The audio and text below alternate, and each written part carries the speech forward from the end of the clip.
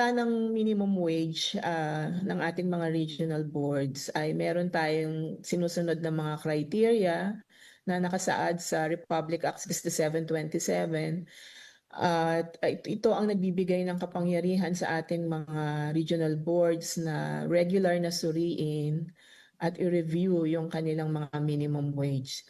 Sa pagtatakda ng minimum wage, dapat isaalang-alang ang pangangailangan ng mga manggagawa at ng kanyang pamilya.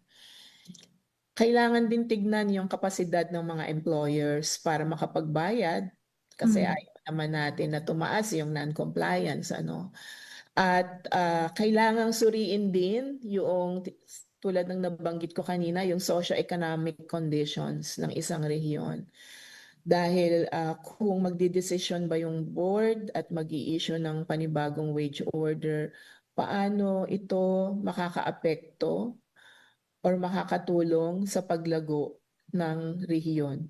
So specifically, meron tayong tinatawag na 10 criteria na dapat sundin ng ating regional boards sa pagtatakda ng kanilang sahod. Yung naunguna dito yung demand for living wages.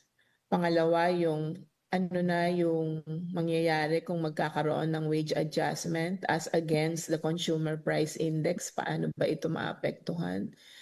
Yung cost of living ng ating mga manggagawa at ng kanilang pamilya or yung mga pagbabago, pagtaas o pagbaba sa cost of living.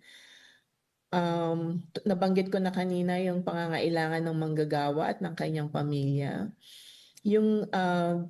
Yung pamamaraan kung paano itong wage order na ito ay maapektuhan yung paghikayat ng mga industriya na lumipat o mag-invest sa mga probinsya o sa iba pang region. And then, of course, titignan yung improvement ng standard of living ng mga tao sa region. Ano ba yung prevailing wage level sa region? When we say prevailing wage, ano ba yung average wage dito sa region na to? Kailangan alamin yun ng mga board members natin para makita nila kung kakayanin ba o hindi na ipatupad yung wage order.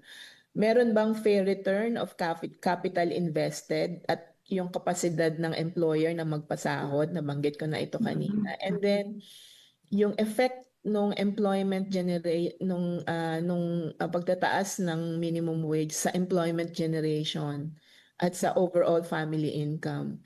And then of course, on top of all this is the concern for equitable distribution of income and wealth.